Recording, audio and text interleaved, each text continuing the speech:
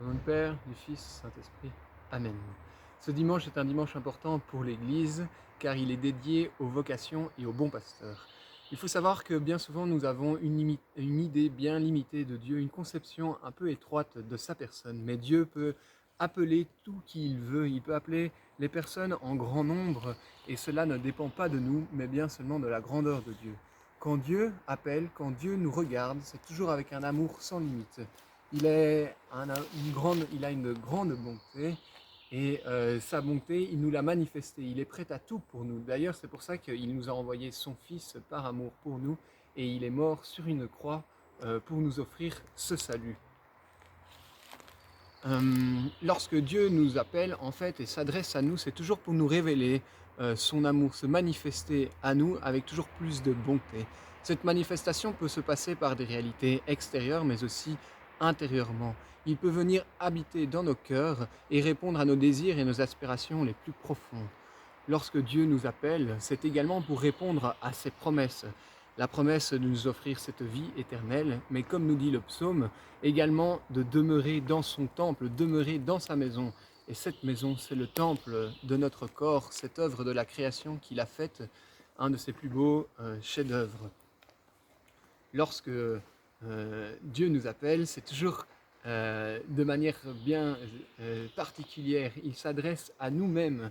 Il nous dit, Dieu, quand il s'appelle, qu'il s'adresse à ses brebis parce qu'il les connaît par son propre nom.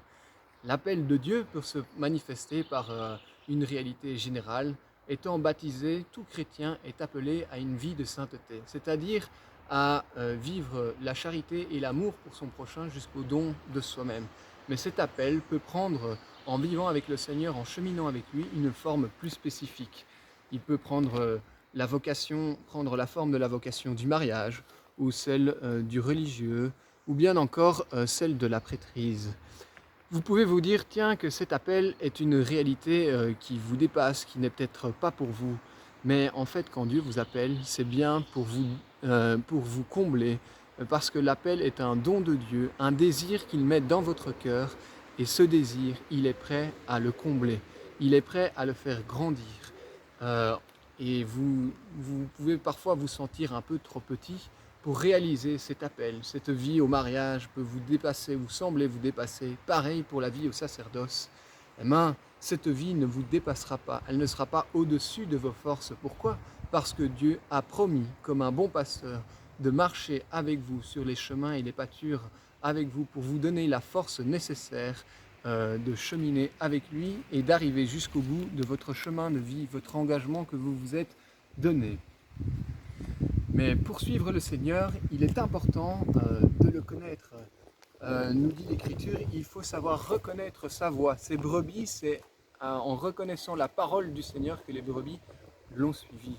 Pour suivre le Seigneur, pour reconnaître sa voix, nous sommes donc appelés à le prier. C'est en le côtoyant, en liant une relation avec lui de proximité que nous sommes capables de reconnaître sa voix qui retentit dans nos cœurs et nous sommes capables alors de le suivre.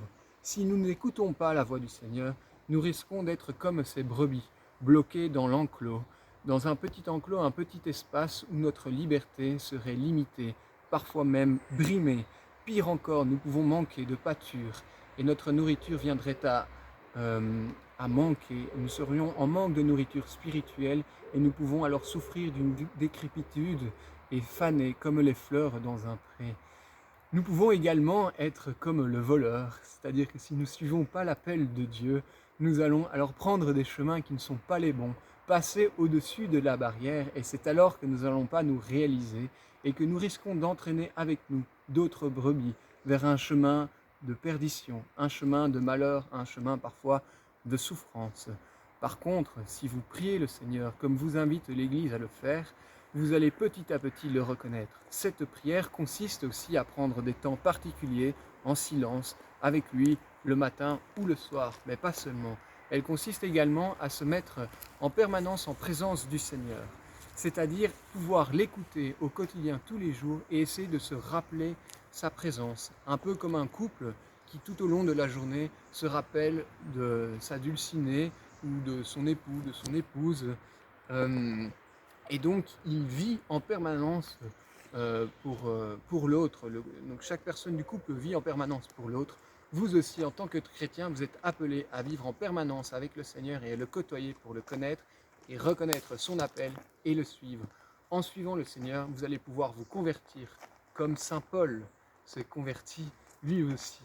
Appelé par Dieu, il a changé complètement de vie. Passé de persécuteur, il est devenu un être chrétien et il s'est identifié au Christ. Et parfois, en suivant le Christ, vous pouvez souffrir et endurer certaines épreuves, mais ces épreuves sont toujours vécues dans la joie parce que le Christ vient habiter dans votre cœur. Il vient demeurer au plus profond de sa demeure, votre temple, votre corps, et c'est alors qu'il vous conduit vers des eaux tranquilles. Cette tranquillité et cette sérénité, cette paix intérieure que vous pouvez connaître. Suivez l'appel du Seigneur, ça vous apportera la tranquillité.